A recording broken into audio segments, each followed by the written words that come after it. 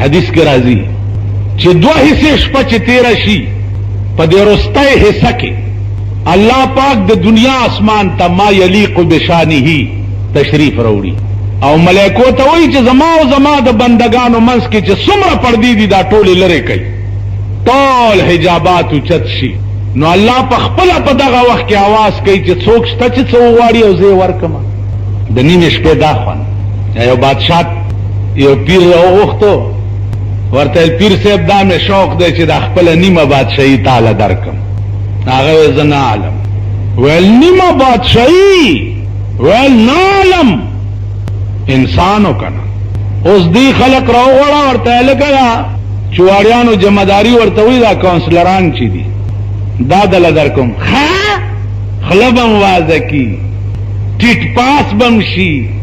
خیراتونه بو کی چې مال د چواړیانو جمعداري مفت ملاو دا انسانان نه دي کنه اچ انسان او بادشاہ ته وی نیمه ز بادشاہي نیمه نه ز بادشاہي ول بادشاہي څنګه نه له د خدای بنده چې ډېر تنگ کړي دي نو بزرگ ورته وی چې چو چتر سنجری رخ بختم سیاہ باد چو چتر سنجری رخ بختم سیاہ باد در دل اگر بود ہوس ملک سنجرم زانگا کے یافتم خبر از ملک نیم شب زانگا کے یافتم خبر از ملک نیم شب ما ملک نیم روز بیک جونم خرم وے بادشاہ زما د بخت مخ دے ستا د ملک د تور چترے پشان تور شی د بخت مخ زما د بخت مخ دے ستا د ملک د تور چترے پشان تور شی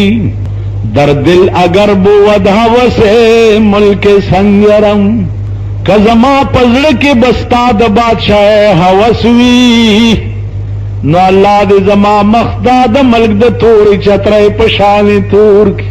کہ پڑکی بمی دا ہوس ولی نس پزڑ کے ستا د بادشاہ ہوس نی زکا چھے اے بادشاہ زچ د نیمش په بادشاہ باندې خدای خبر کړه ما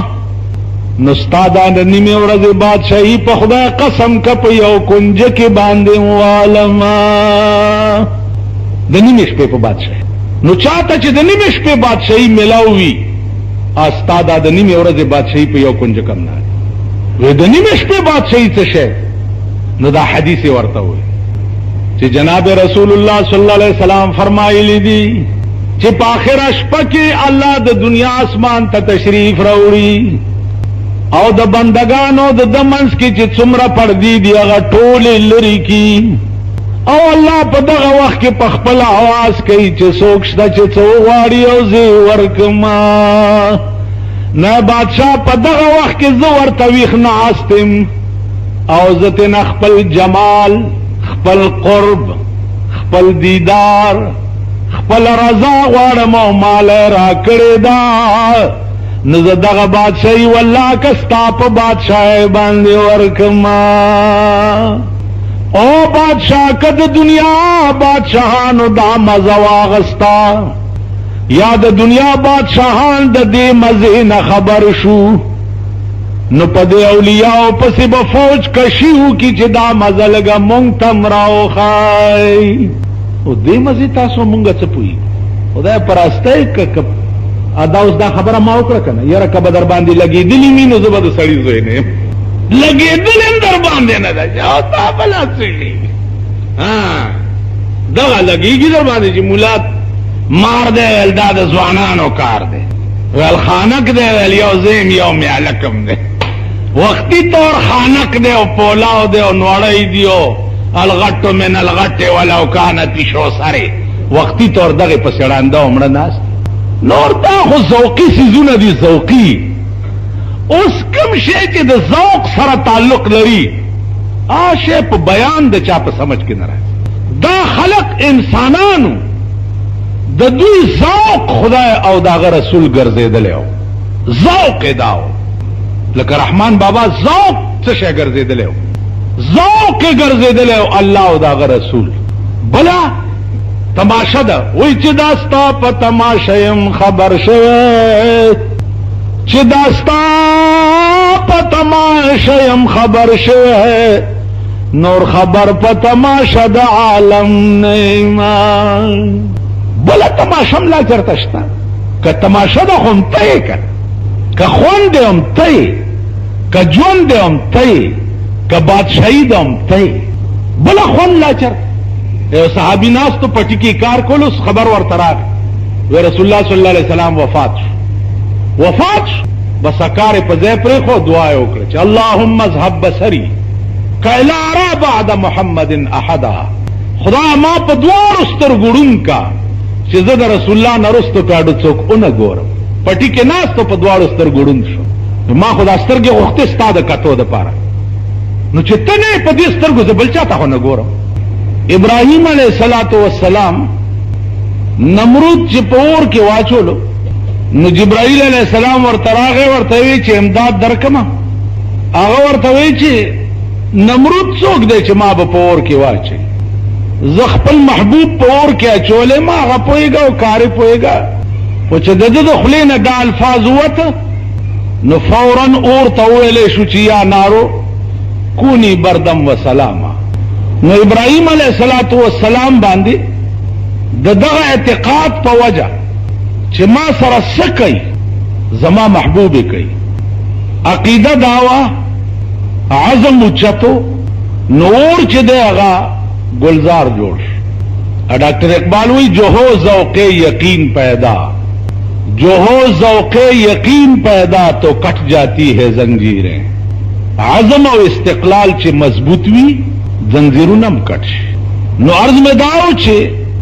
انسان شوی نو بیا به د عزم او استقلال چې دی هغه دومره اوچت وي چې د هغې انتها به نه وي. دا اوس مونږه نه عزم شته او نه استقلال شته. علما لیکي چې قیامت کې به یو ډله داسې وي چې هغه به بې تپوسه جنت ته لاړ شي، مستقله دنیا به او تپوس به هم ترې ونه شي او جنت ته به یې واست. دا به کوم خلق؟ حدیث کې راځي چې دا به هغه خلق وي چې په دنیا کې د هیڅ شي اعتماد سوا د الله نه په بل څه نه کړی. مثلا بیمار شو، ډاکټر راغی دارو خو راغی، نه خورم. ولې؟ وایي زه چې چا بیمار کړی ما هغه نه لوی معالج بل څوک دی او هغه نه لوی ډاکټر بل څوک. پوهېږه او زما علاج پوهېږه. دا قسمه خلق به قیامت کې بې تپوسه جنت ته لاړ شي چې د زندګۍ په هره لمحه د الله اعتماد وي. اوس هغه درجې ته زمونږ رسېدل خو مولانا تھانوی رحمت الله علیه لیکلي چې یو بزرګ و د شپې خېټه کې درد شو. سهار ته چا تپوس وکړو چې حضرت خیر خدای رنگ دی ویلې بیګا مې پیس کلی و هغې سره مې خېټه کې درد شو. وایي دا بزرګ چې مړ شو نو په قبر کې په دې ټکي رونی وی شو چې تا د درد نسبت پیو ته ولې کړی و؟ دا خېټه کې درد کړی دی ما او تا الزام په پیو لګولو، نو تا شرک کړی دی، لہذا پرېږدم دی نه. نو چې انسان شي دی به مؤثر حقیقي په هر څیز کې الله ګڼي. عزیزان یو بزرگ تیر شوی دی منصور ورته وایي، د یو مقام ته ورسېدو چې هغې ته استغراق فی الله وایي. نو استغراق فی الله مقام ته چې سړی ورسي نو هغه ته هر څه ته چې ګوري الله ورته ښکاري. د چې دې ځان ته کتلي دي نو هم الله ورته ښکاري. ان الحق چغه یې وواله، ملیانو رونی و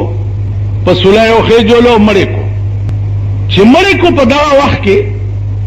شیخ شبلی رحمت الله علیه ډېر لوی ولی و،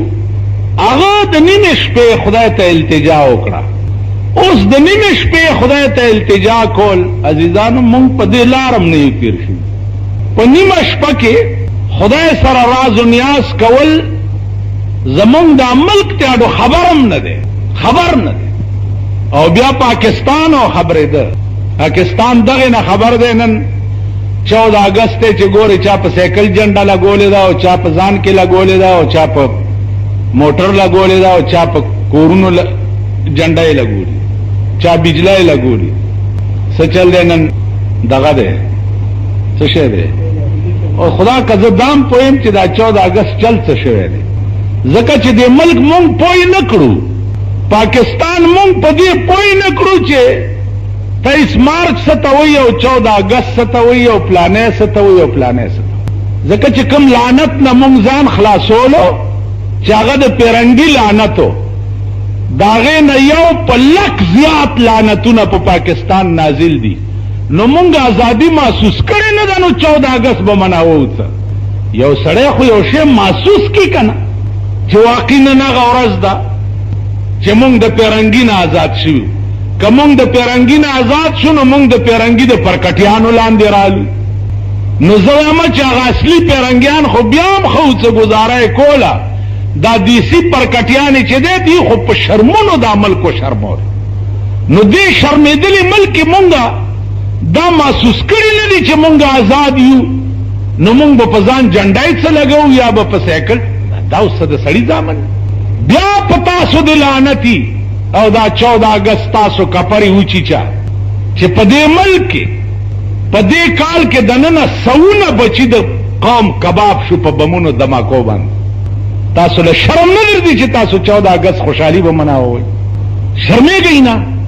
پرون په مردان کې د قوم بچی کباب شو په پیښور کې وګوره د قوم بچی کباب کیږي په کراچۍ کې وګوره په لاهور کې وګوره پنډای کې وګوره قوم په دماکو کباب کیږي لګیا دی او ته چې د 14 اگست مناوي او شنه جنډې په ځان لګي تاسو له شرم نه درځي لعنت ته په هغه خلقو چې کوم دی ورځ ته د خوشاله ورځ وي د چا چې د اختر نه یو ورځ مخکې زوی مړ وي هغه سړی به د اختر خوشحالي مناو او دا بے ضمیر قوم بے غیرت